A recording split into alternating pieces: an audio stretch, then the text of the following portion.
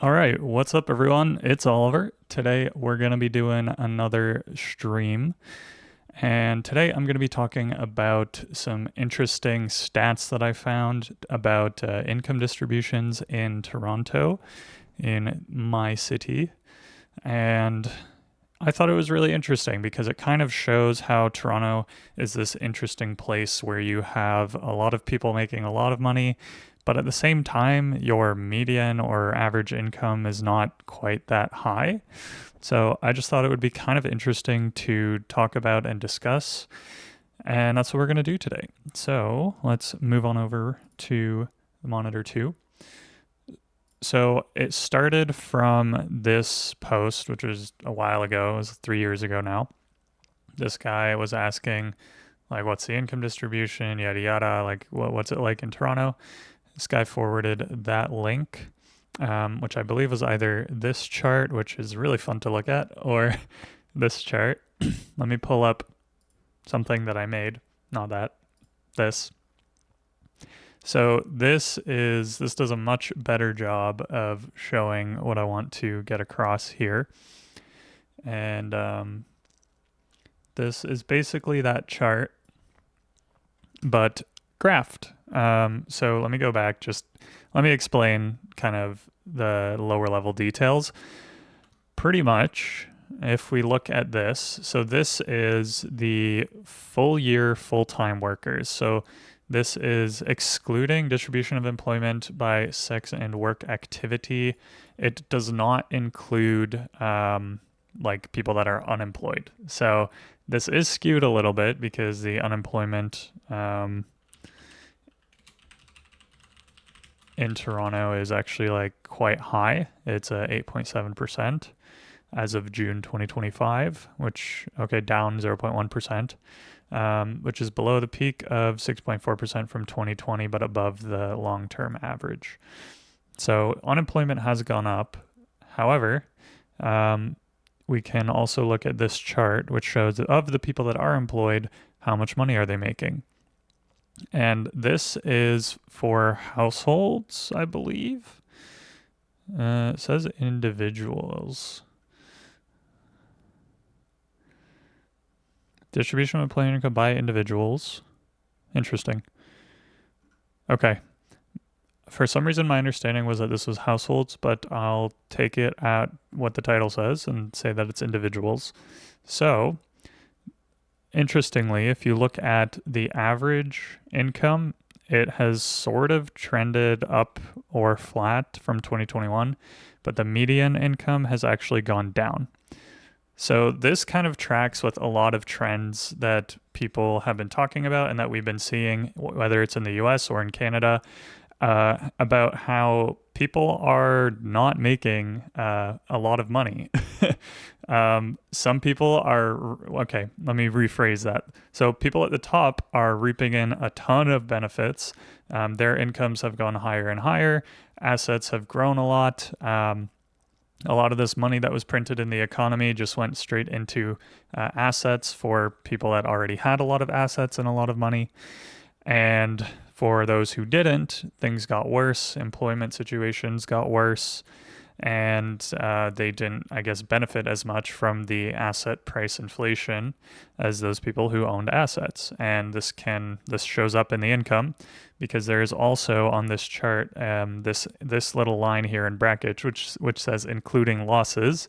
So this is all people, businesses earning an income, and as a business you can lose money.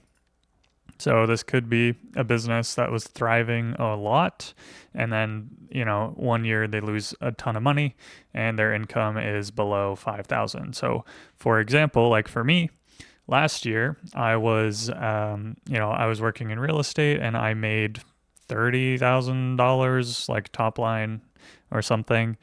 But on my income, I pretty much made nothing because of all of the expenses and everything that went on top of it.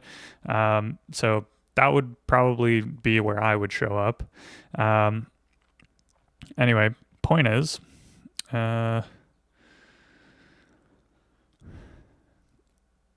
this is very kind of, I don't know, this is just an interesting discussion, I think, to see So excluding, I guess, the people who, for whatever reason, were able to show less income, it's interesting to see kind of what's happening towards the middle and the top of the distribution. So back in 2020, 2020 is kind of a bad year to be looking at just because it was pandemic. So let's go back one more year and look at 2019 and see if that changes any of the numbers, because this was a bit of a off year. So I feel like you kind of have to remove it from the data. But even going back, it does look like the average employment income has gone up. The median has actually also gone up. So there has been inflation, not only in prices, but inflation in wages as well. Obviously, that's a good thing for people who things got more expensive for them. But yeah, it looks like the top of the distribution from going back to 2019, the people earning over $100,000 has gone up, which again is kind of a good thing. But I don't know if we should read too much into it, because it does show effectively that, $100,000 is starting to become more of a standard, of a requirement for living in Toronto. And the point that I was trying to make originally when I made this video, or when I thought about making this video, is that the median household income is quite low. So, okay, this is where things get interesting, because this chart disagrees with my previous chart, and this is just the median household income after taxes here, and this is in like the 70,000s range, and then you just go to all of Toronto and it's at 85,000, and this is from 2021. We go over here, median household income after taxes in 2021, or median employment income was apparently 73,000. So these numbers don't really math for me. I'm not sure why the data are different. This is from the Canadian Mortgage Housing Corporation. I don't know exactly where they got their data from. CMHC adapted from Statistics Canada, National Household Survey, core housing need. Anyway, so they have their own way of collecting data. These people have their own way of collecting data. So interesting. I'm going to have to look into how they got this data a little bit more, because this, to me, like, I think this number, this median number, I think this is household employment income, but it does say individuals. Somebody's got to correct me, because I don't know what's going on here. Excuse me.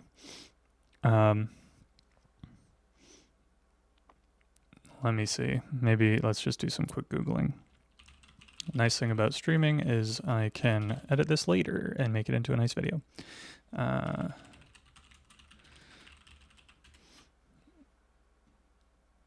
Okay, from the City of Toronto. According to the City of Toronto, let's find the median. In 2021, the median total household income in Toronto was $84,000, an increase of about $18,000 since 2016. This is the lowest of all regions in the Greater Toronto and Hamilton area. Really? Okay. I did not know that. The highest was in Halton. Okay, hold on. This is fascinating to me as someone who lives here.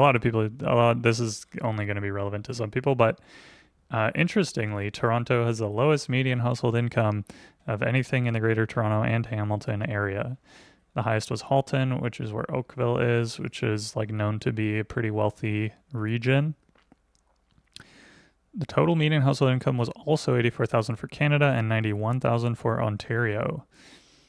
Is explained in part by the greater proportion of one-person households in Toronto as compared to the rest of Ontario. Okay, that makes some sense. One-person households in Toronto had a higher total median income than one-person households in Ontario as a whole, $45,000 to $43,000. Okay, so there's a lot of data here. The median economic family income in Toronto was $106,000, the lowest of all regions again, and the highest was Halton at $140,000. Interesting. Toronto families are also the smallest among the regions, the average of 3 individuals per family. Peel is much larger at 3.5, while Durham and York have 3.3. The median total income of individuals aged 15 and older in Toronto was $39,200. This is the lowest level of all regions. Okay, tracks. The median employment income, which consists of wages, salaries, and commissions paid for employment, was $38,000, increase of about $5,000, higher than Peel, Hamilton, Ontario, and Canada overall. Men had an individual total income of $42,000. Women had a total individual income of $37,000. One-parent economic families in Toronto had a median income of $71,500. This amount is more than $10,000 lower than any other region except Hamilton. Toronto residents earn a greater share of their income from market sources than other employment income, e.g. investment income, private retirement income, compared to other Canadians. 70% of Toronto residents' total income came from employment income, which was a decrease of 5% since 2016. I think that kind of goes into aging population stuff. For Canada, 66.8% of income came from employment income, and Ontario's percentage was 67.4%. Torontonians' income relied significantly less on government transfers. 15.5% of total income came from government transfers, which was 17.8% in all of Canada and 17.1% in Ontario. All right.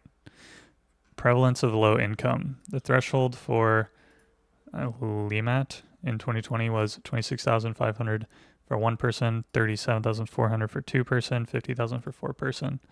It's a relative measure of low income, meaning that it does not reflect differences in the cost of living. There were 363,000 people, or 13% of the population, with income below Statistics Canada low income measure after tax. This is 179,000 less than in 2016. This is largely, I would probably think, due to the transfers from COVID. Prevalence of low income was 12% for men and women. Toronto continues to have a higher rate of low income than Canada. Within Toronto, highest prevalence of low income, numerous locations across the city, but particularly concentrated in downtown. Areas with low prevalence of low income in numerous locations through the city. Toronto, highest prevalence of low income is for people under 65, is 65 and over, followed by young adults and children. So that sort of tracks. Damn. Okay, that sucks. This is what I'm scared of. I'm scared of becoming older and then living in basically poverty. That is not something that I want to happen. And it looks like that is happening to a lot of people over the age of 65. But at the same token, there are a lot of people younger, people that are out of school or whatever, that also seem to be struggling. So, anywho. So low income prevalence. Anyway, this is going on a bit of a tirade because all I really wanted from this data was to make a point about something, and now I've gone so far off the rails. So let's find the data again. Median income levels. I need median individual income levels. Median economic family. Here we go. This is what I wanted.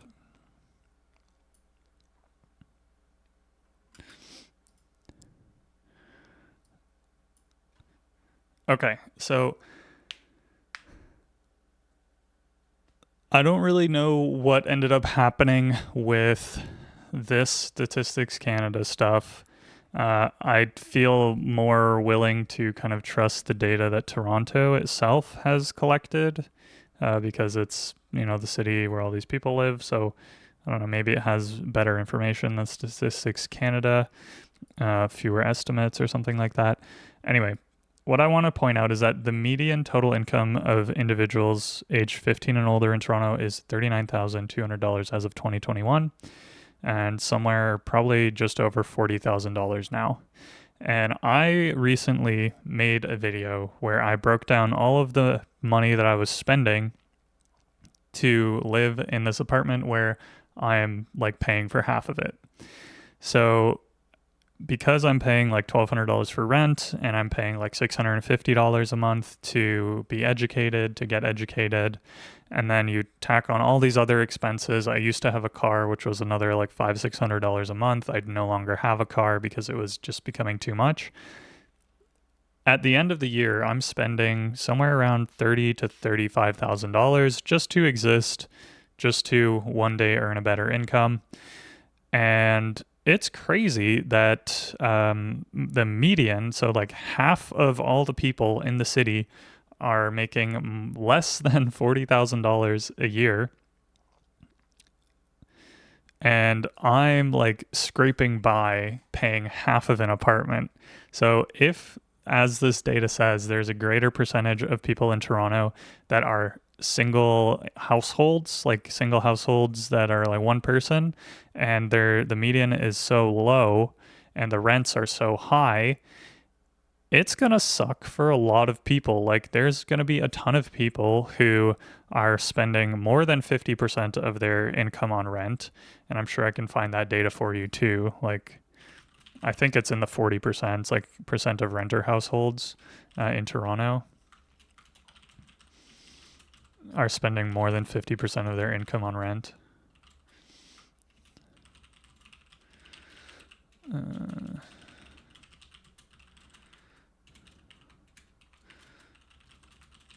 Let's see.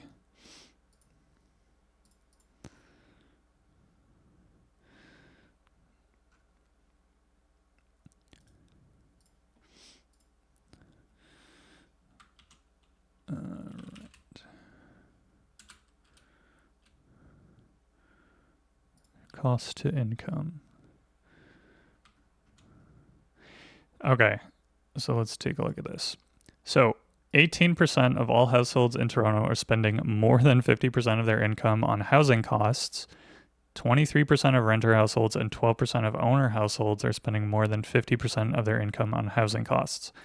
And that's 50%. The affordable level is considered 30%. So a quarter of people renting in Toronto, which is like a lot of people, because there's a lot of people renting in Toronto, like it's probably 400, 500,000 people or more, are spending more than half of their income on housing. So they're like so many people in Toronto are just like housing poor and they have to be here for whatever reason.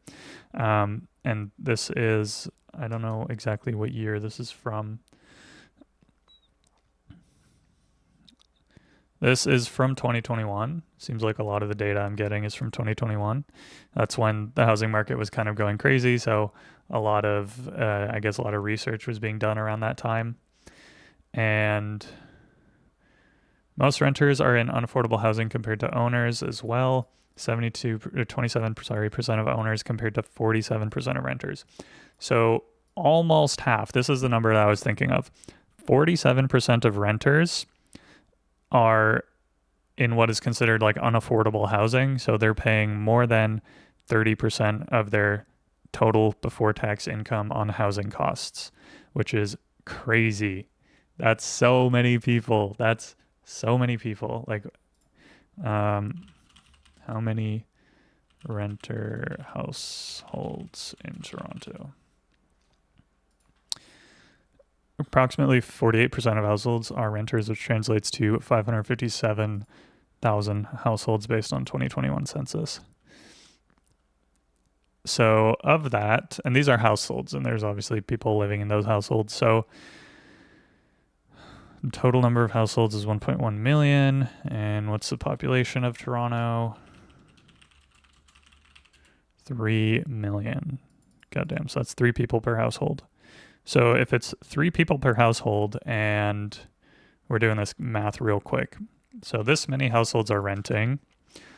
There's 3 people per household. Of that, was it 47% are living in unaffordable housing? So that's 768,000 people in Toronto that are living in what is considered unaffordable housing. So I think we have a little bit of a problem. And it's only been 4 years since 2021. And while rents are getting a little bit cheaper, it hasn't gotten that much better. Let's see, rentals.ca. These guys. Rents down in Canada for 9 straight months. Well, this sounds great. You know, this might sound like, wow, cool. And then you look at this chart and I was talking about 2021, okay? 2021, which is the lowest point on this graph, was when things were 47% of people were having trouble paying their rent. And if we look at the income average, median distribution, whatever you want to call it, the median has gone down. So the lower side of the income distribution is making less money than they were in 2021.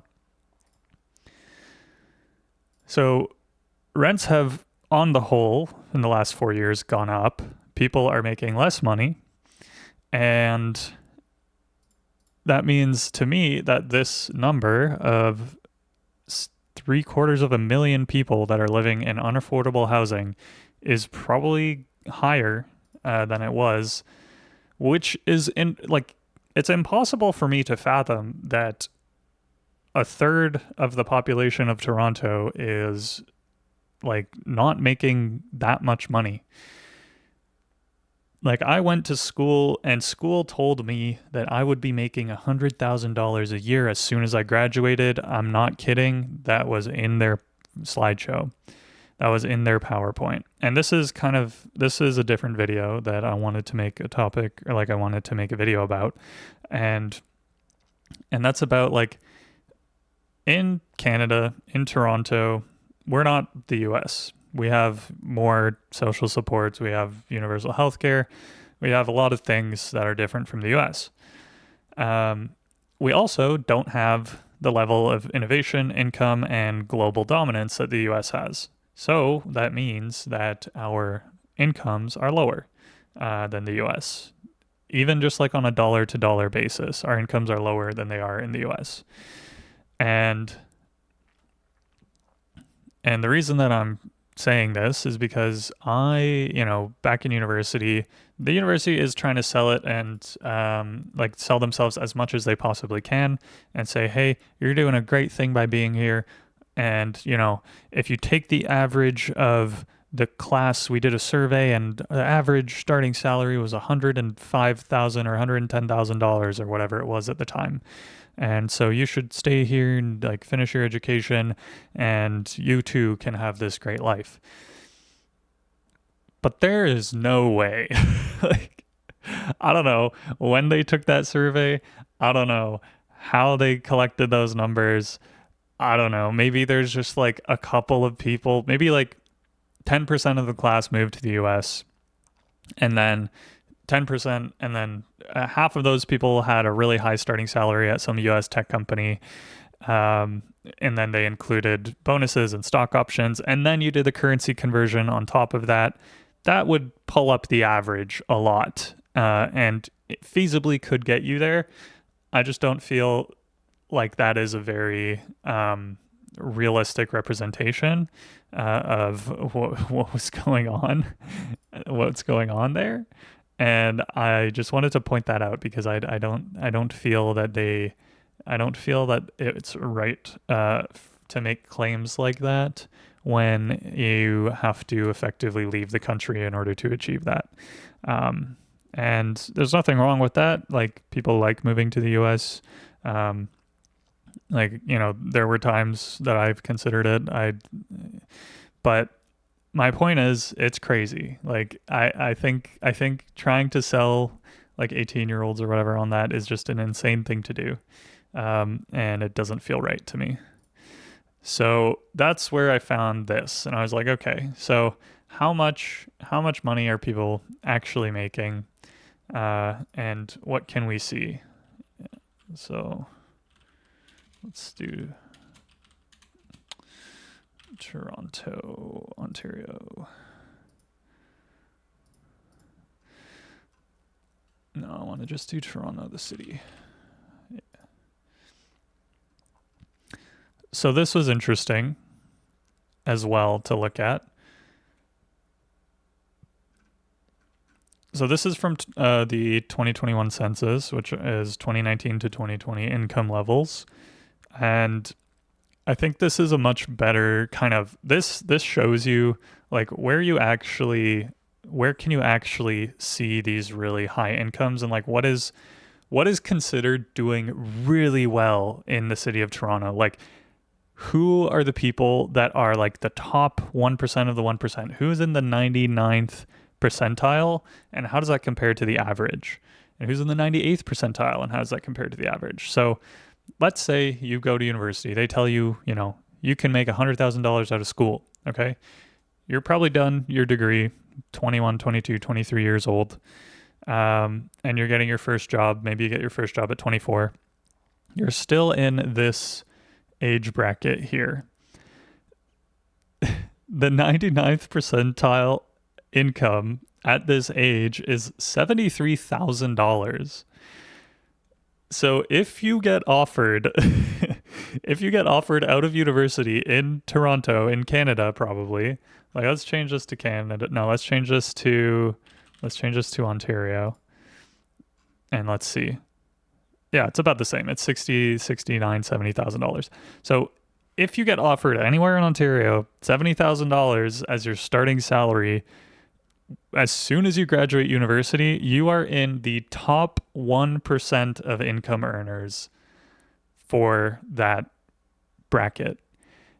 And this is something that I don't think a lot of university students, people going into school, understand here.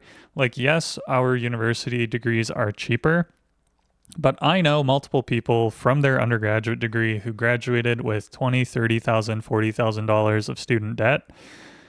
And it's still a lot. And considering this is the top 1% of people, like, let's be realistic, okay? What's the educated population of Canada is like 40% of people have like a bachelor's degree or something like that.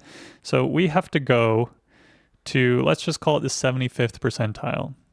That's $31,000.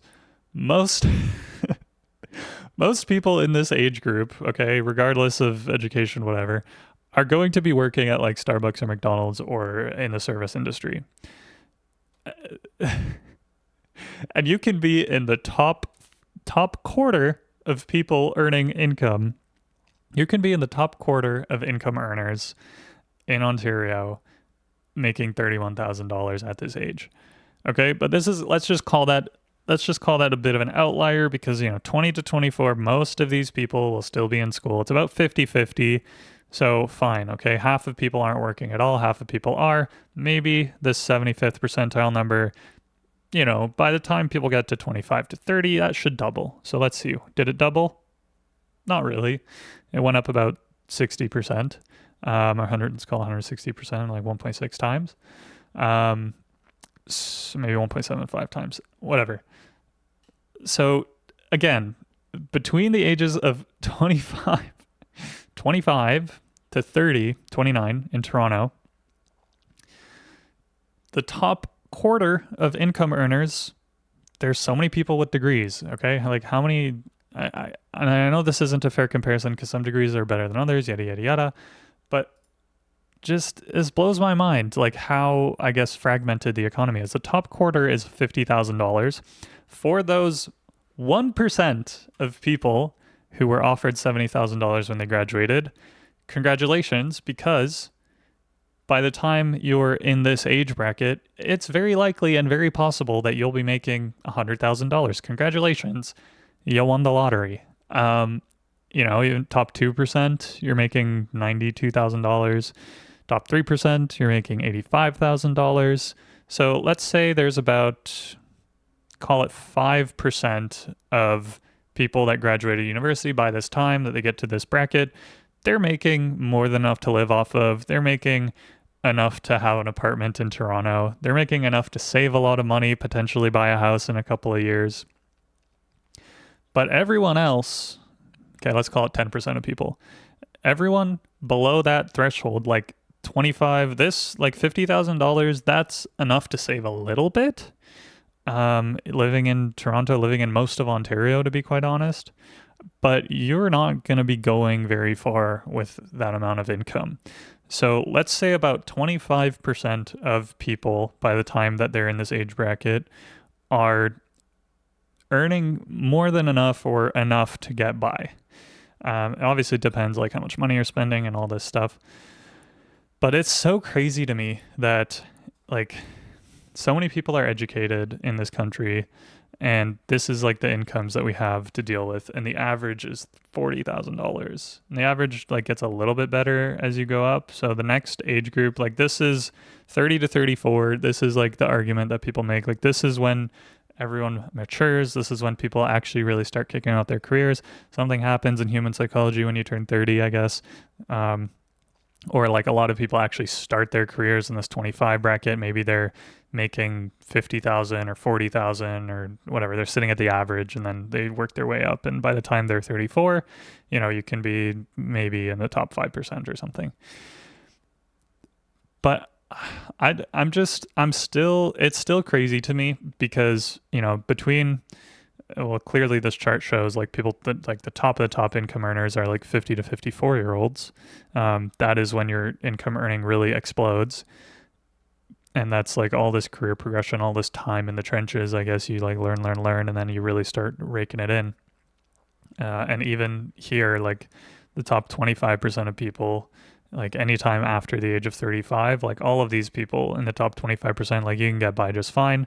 Even the averages, let's say even the top 50%, like you can survive on that income after the age of 35. So something definitely happens between 35 and 60 where people get their lives together, at least like over half of the population does. So that's a positive in a sense. And there are going to be lots of people that go from zero to hero.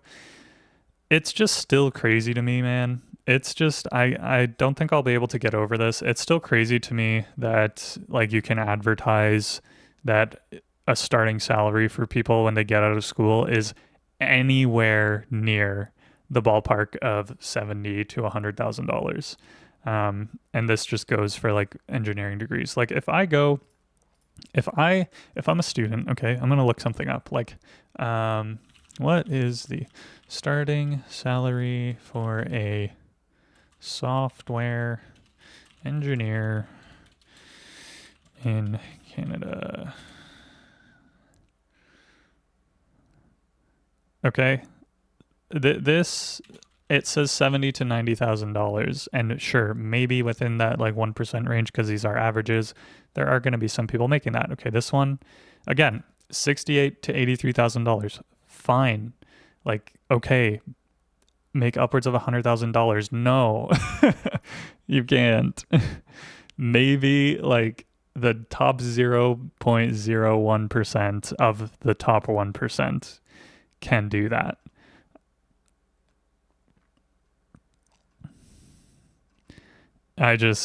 Anyway, I don't know why I'm like on a rampage. Like this doesn't like really, I don't know. I guess like I'm not, I'm not here just to like rant about this and like make this like a super personal thing or anything like that.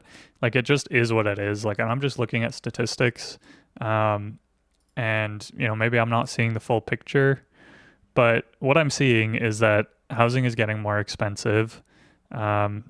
People with degrees aren't really making enough money to pay for their housing. Most people with degrees.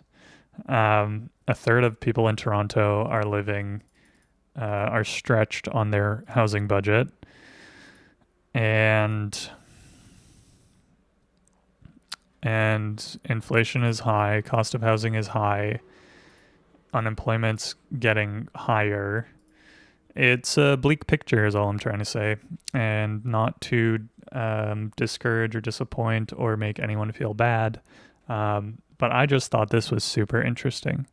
It is just fascinating to me, like all these statistics, all these numbers, because it really puts it into perspective, right? Like I want to feel like I'm telling like people what the reality is, because I feel like a lot of the times you're being told something that might have some truth to it, but isn't the full picture. And this is also not the full picture, to be fair. Like, to be completely fair, this is not the full picture. This is one data point. This is one chart. So there is lots of other data points that you should probably be looking at. I would recommend doing that to make sure that you're not like missing something important. But this is interesting to me. I really like this data. It was really cool to see. So yeah, 99% of the population is making less than $65,000 and 1% is making more than that. And oh man, these are like, I wish I had these like websites that they had us use in university where it was like, oh, like check out this website that tells you how much money you can make in school.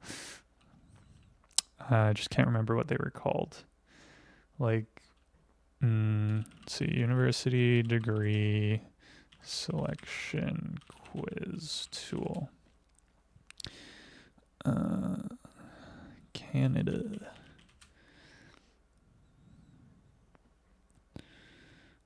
I just want to see if like any of these still exist that I was using back in the day, and to see like what kind of BS they're still talking about. Okay, this might be fun. Let's just do this as a fun little exercise. So there's this website. I don't know. It's called Degree Hub. This one, Super Prof. Which degree quiz? When you think about your goals for university, how important that your undergraduate degree allows you to be in a position to make a lot of money. I'd say that's very important. Develop lifelong friendships. I'm going to go with moderate. Give something back to your community. Go with moderate. Develop in-depth understanding of a specific field of study. I'd say that's moderate too. I like learning about lots of different things. Start a career. I'd say that's very important. Deepen your faith. Nope. How interested would you be in a career in the following? Professional management. Being a professional manager, that slightly interested, I guess. Education, moderate. Arts and culture, slightly. Government services, moderate. Engineering and applied sciences, interested. Recreation and sports, interested. Social or community services, moderate. Computer science or programming, I do like that. I'm going to go very. Natural or pure science, moderate. Natural resource production or agriculture, moderate. Skilled trades, manufacturing, utilities. These days, I would say more so. Law, actually, I'm kind of interested in that, but I don't know if I'm interested in like the working part of it, so I'll say no. Health sector, I will go interested. And business finance, that's probably number one, to be honest. Government, I'd say like interested. Nonprofit, moderate. Media, moderate. Private sector, yes. Academia, yes. Military, moderate. How much do you enjoy each of the following? Physics, I do like physics. Geography, yeah, a little more these days than I did back then. Religious studies, not that much. Computer science, yeah. Biology, moderate. Math other than calculus, moderate. Technical professions, I am very interested in that. Math including calculus, say moderate. Economics, love that shit. French, nah. Sorry, French. Social studies, okay. This is getting kind of boring. I don't know. I thought this would be interesting, but I'm literally just sitting here taking a quiz, so that's okay. Let's just finish it up. English or the English language arts, moderate. I actually do kind of like English. Languages, I do like. Earth and environmental science, moderate. Chemistry, moderate. Physical education, I do like. Art, moderate. I'd say each of the following is important. School spirit, honestly, I'm going to go with not at all. Entrepreneurship, still think important, very important. French language, slightly. Student services, I do want student services. I feel like I needed more of that. Mild climate and warm winters. I mean, come on, it's Canada. Kind of put not applicable. Like location in a small town. Not important in a city. I would say slightly important for the city one. Affordability, slightly important. Diversity, slightly important. Distance or online learning, slightly. Student to faculty, honestly, that's way more important now that I'm done. A large number of students, not important. Extracurriculars, slightly. I didn't really end up doing that much. Reputation is extremely important. Social life is not important. Okay, fine. Slightly. Work experience, extremely. So like the only two things that matter. Now that I'm through, I've realized, okay, so let me make a point here. Now that I'm done university, I have realized that if you want to be one of these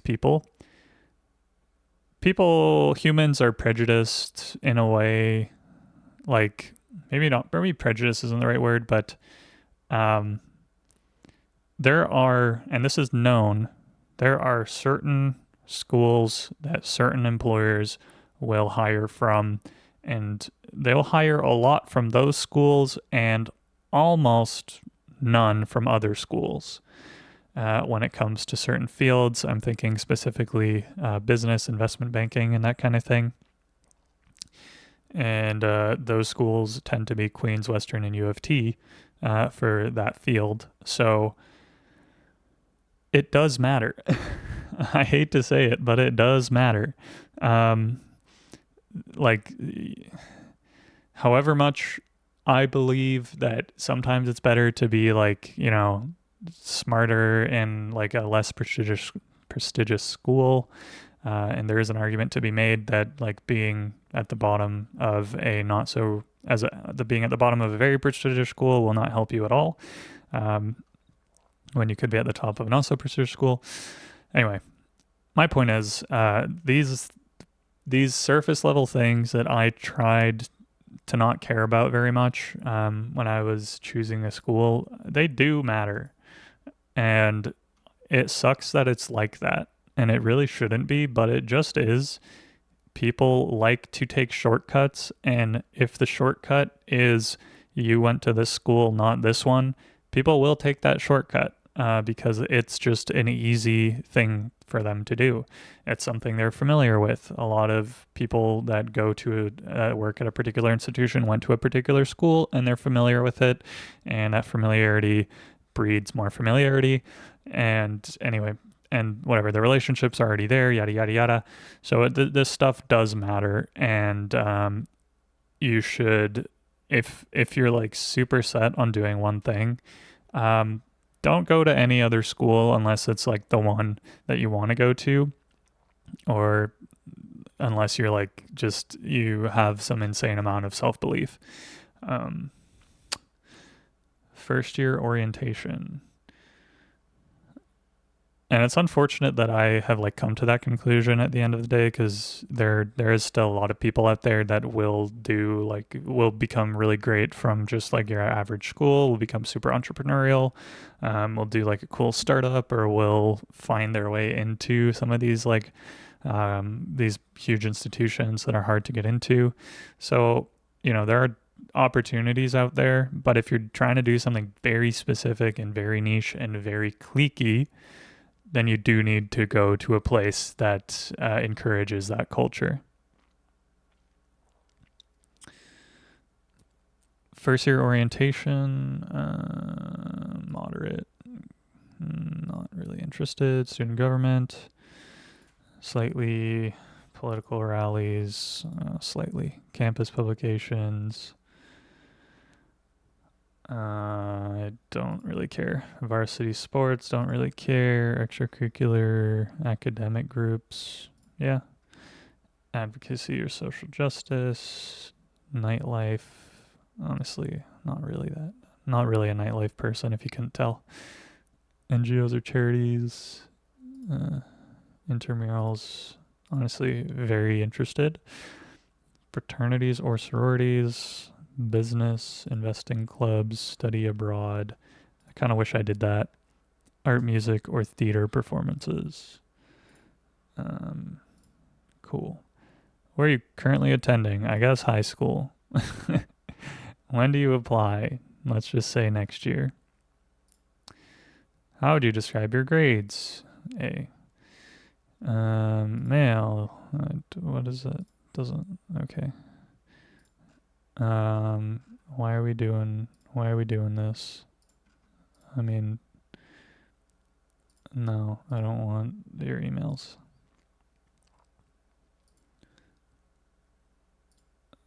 Okay. Wow. Business administration. Oh shit. Sorry, bike. Study of managing organizations, planning, organizing their functions, resources, and objectives. Sure. Electrical engineering. Great. Statistics. Fine. Other engineering. Cool. So business, commerce, and electrical engineering. Looks like nothing has changed. Now let's see. So this one, so I did all of that, and unfortunately, it looks like this particular program doesn't really have like estimated starting salaries or anything like that. So I think my point about this is kind of moot, but I guess this is a cool website. So I learned something today. But yeah, my point on like what careers you can have, or like what the after you have a certain degree is let's do maybe like career finder quiz Canada, like what to study. Job bank, there we go. Explore career possibilities, interests, abilities, work activities, personality. Man, I think I've done all these already. School to work transition tool. Let's see what it thinks about me. Mechatronics engineering. Bachelor's.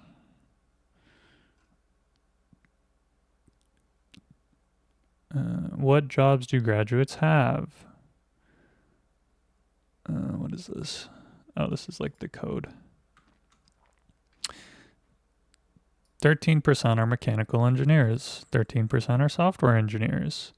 9,000 job postings on Job Bank. Median income, $46, $50. Okay.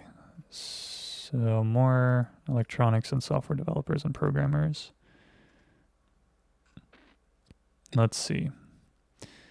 How much mechatronics graduates earned in 2021? Data shows a median wage 2, 5, and 10 years after graduation. It includes earnings from all the jobs they held in each period. Wow. So that's pretty good. On average, graduates of 2019 earn a median wage of $77,000 2 years after graduation. So clearly, engineering is one of those things that is in the top percentile. I'm so confused. This whole thing is giving me an internal crisis, man. I live my life trying to be different, and these are the rewards I get. 100,000, 115,000. Yeah. This is the face of someone contemplating their life decisions and how they ended up where they ended up.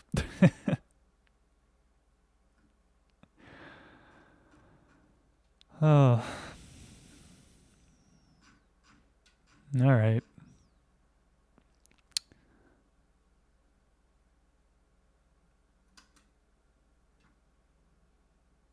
I don't know what to do about this. I need more data on this. Where the unemployed percentage of graduates? That's what I want to know.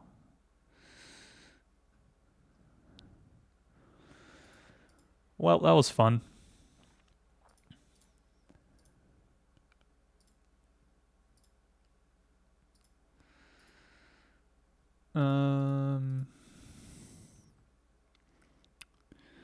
I'm getting close to the end of the stream. I want to leave it on that note because I feel like there's something else to add to this discussion. Let me see. I don't think there was anyone in the chat this time around. Analytics. Close.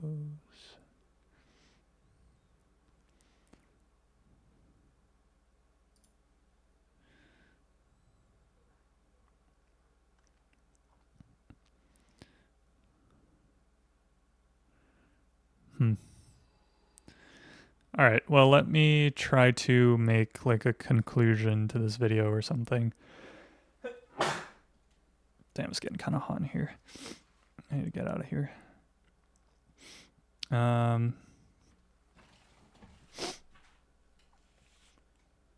Groovy. Oh, and my camera's gonna die. Cool. Let me fix that.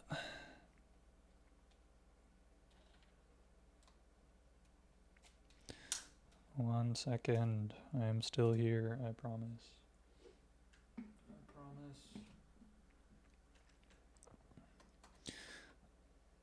This is the downside of using a digital camera, not a webcam.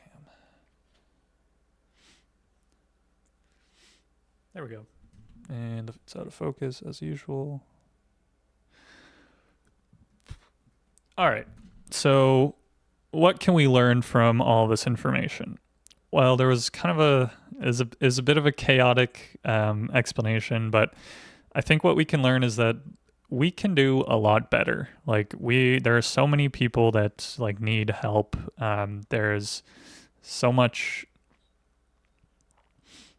There's a lot of kind of like income disparity. Like the neighborhood that I'm living in has a lot of people that are earning extremely high incomes.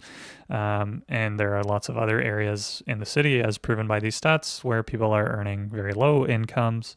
And I feel like we're not really doing enough as a society to kind of take care of people that need that help. But there's also so many other layers of issues on top of that, like building more housing in order to bring rental prices down for everyone, because that benefits the economy as a whole in so many ways, because we get more jobs from building this housing.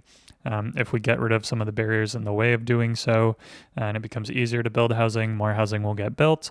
As rents come down, more people have more disposable income and can spend more money on cool new inventions that these engineers are making, right? So the less that people feel strained by their housing costs, the more that we're building housing, the better a lot of problems get. And it also becomes cheaper for the city itself that has, city housing, to basically pay for that housing.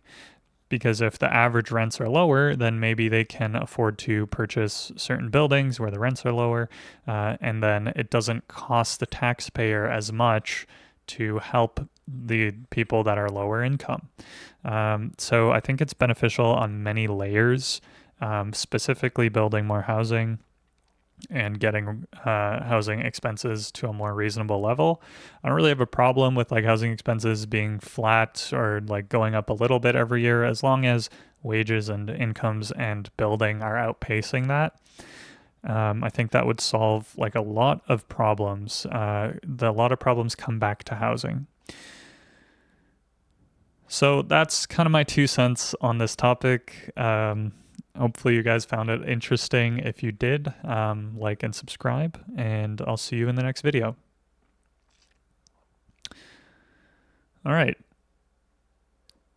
So that was it, I guess, for that. That's going to be really interesting to edit. I don't really know what to do about the whole thing that I was talking about, like schools, university incomes or whatever. I think I need to come up with like a little bit more interesting of a stream idea here, because yeah, I just don't know. I don't know who the audience is for this, and I feel like that's kind of important. So maybe I can try to incorporate some other stuff in the streams. I don't really know. This is not as easy as the streamers make it seem. But this chart that I made, let me just show you guys real quick. So this chart that I made using this cool like Excel spreadsheet that just like pumps out code for you using Claude.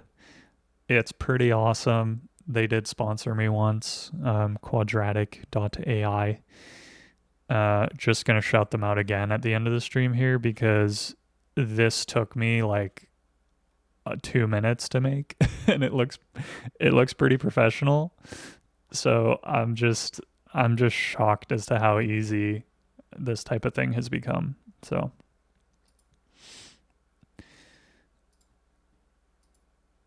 they're doing a great job. I hope they succeed.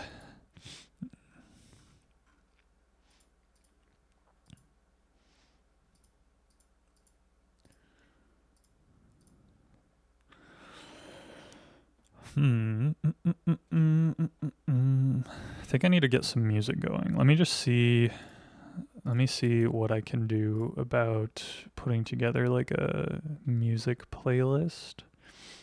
There's like a video dump folder, songs.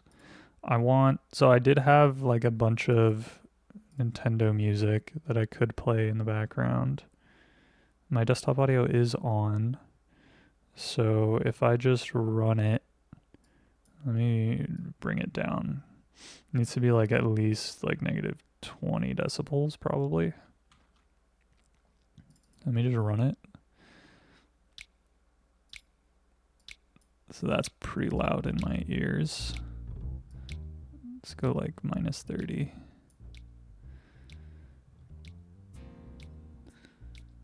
Okay, I think I need to change.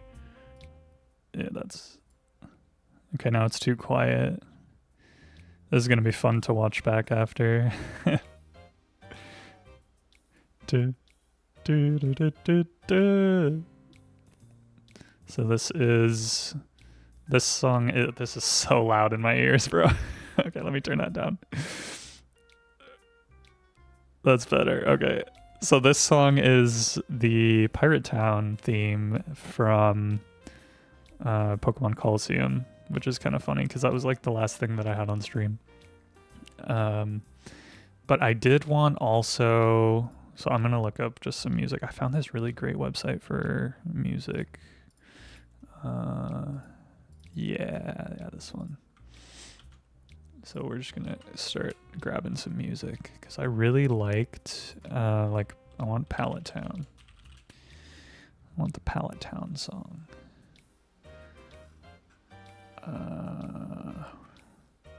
Let's try again. So we want Pokemon. We want we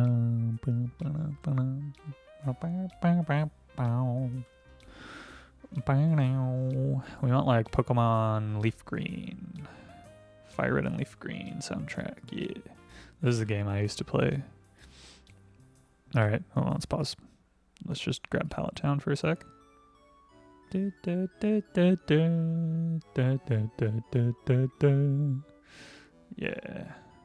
that's the vibe. Let's download that.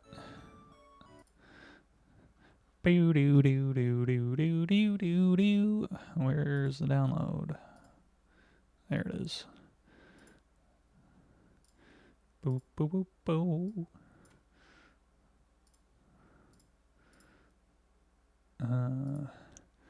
I need to make like I should make like a folder called like stream playlist or something.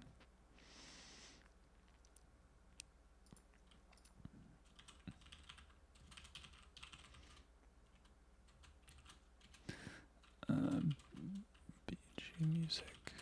All right. We Stand Pallet Town. Okay, let's see. Any other good songs from this game? What was the title theme like again?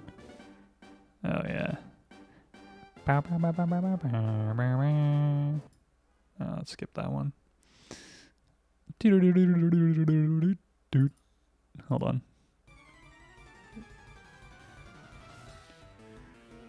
Oh yeah, that's sick. Okay, I could see this being useful for something. I need to like not include it. I need to not include it in the fucking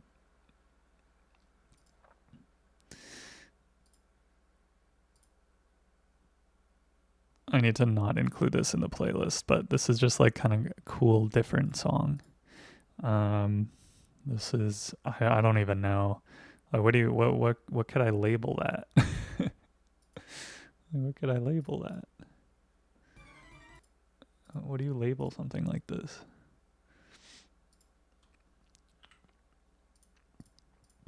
Like it's a trainer battle, obviously, but I need to find. So I have free music. I have intro Nintendo. I guess this is Wii Shop channel.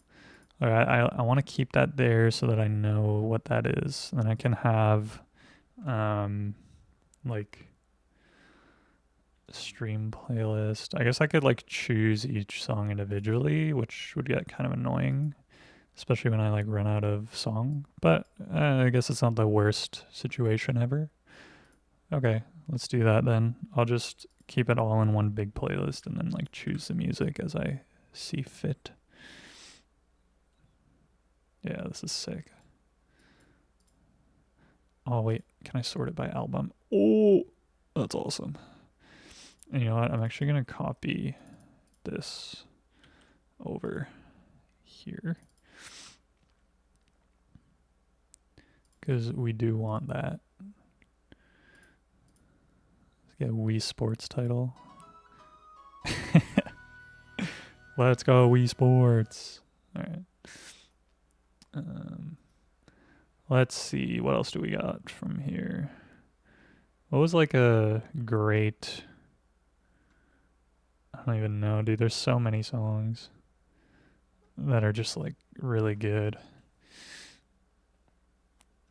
I'm not gonna remember like all of the themes from here. That's okay.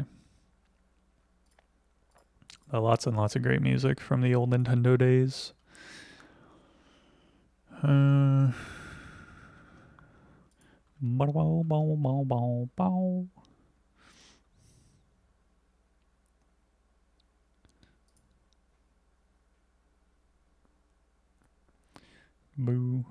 boo, boo, boo, boo, boo, boo, boo, boo.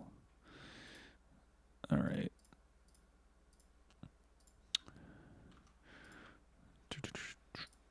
I guess I could show you guys this. This website. It's pretty cool. It's got like all the soundtracks. It's got all the soundtracks. It's easy. Just Google it. It's there.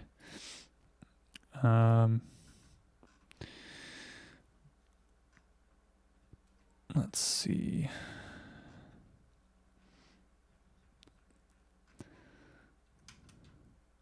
All right, I think that's gonna be it for now. Let me think what else I can talk about before I go. Like, what else did I have in my notes? Not much, honestly. Learning about how little money people are living in Toronto. That was kind of the vibe. So I'm going to have to come up with something a little better for the next one, which won't be for a while here because I'm going to be going away. But this is fun. This is a fun little trial run. And yeah, we'll leave it at that. I actually do want to look up some other like econ things real quick before I go. I don't want the quiz, I just want the front page. Tesla shares fall. Trump says he wants Musk to thrive. Okay, that's cool.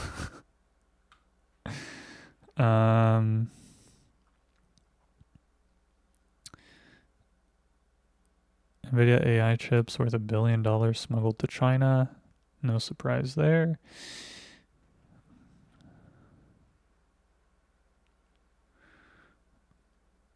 All right. Lots of interesting stuff in the Financial Times. What else? I think Tesla, what day is it today? Thursday? I think Tesla was like supposed to have earnings this week.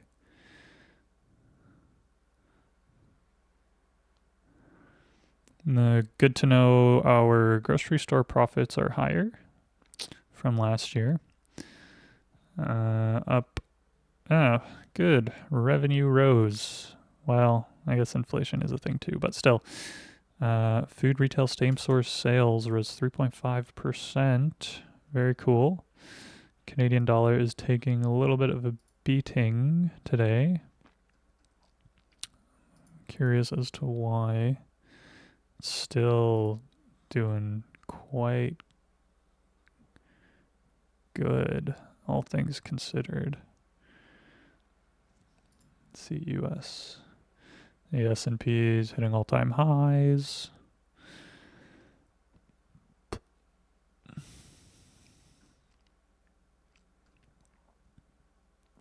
Tesla braces for rough quarters as US ends EV incentives. Tesla's down 10%. Oh, let's see this. Let's look at this. 10% drop. Oh, lordy. Let's see what happened there. They had an earnings report, I guess. This is crazy to me. It's crazy that Tesla was, where is it? PE ratio 200. 200. The market cap's still almost $1 trillion. Bro, they're not making any money. Tesla will own the autonomous market. Tesla attempts to crossing. Tesla's terrible quarter hasn't stopped analysts dreaming big about its robot future. All right, Business Insider. What do you have to say?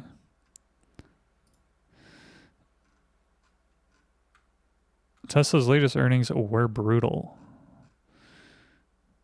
Revenues plunged 12%. Oh my God. Dude, any other company, if your revenues dropped, even like if you missed your earnings target by like 1 cent, it's Jover for you. Your stock is falling like 50 to 100%. And Tesla is just like chilling, Bing chilling, 9% drop, no big deal. It'll probably be back up tomorrow, 20%. Took a victory lap launching the robo-taxi, cover half the US population. Oh, good. Oh, good. We like claims like that. These claims always pan out. Could cover half the US population by the end of the year. Yeah, totally. 100%.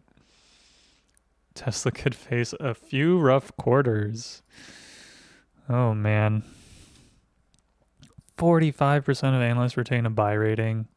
I'm on the pessimistic side of that, I will say. Yeah, that's rough, buddy. That is really rough. I don't really see that turning around, to be honest with you. Don't really see that turning around.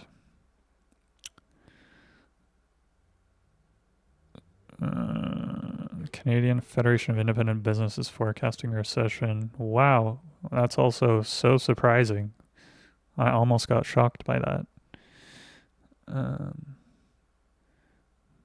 Dr. Pepper beats coffee sales. Okay. Most active stocks. These are Canadian. I guess I'm on the Canadian Yahoo Finance. All right. Well, that was fairly interesting. Just wanted to get a little bit of an update. Maybe I can have something else to say about those things at a later date. But yeah. All right. I'm gonna head out of here. It's getting hot in my apartment, and I got a couple of other things I need to do before the day is up, because I'm leaving soon. So yeah, that's it. That's all. Thanks for coming. Bye. I will probably see you guys next week.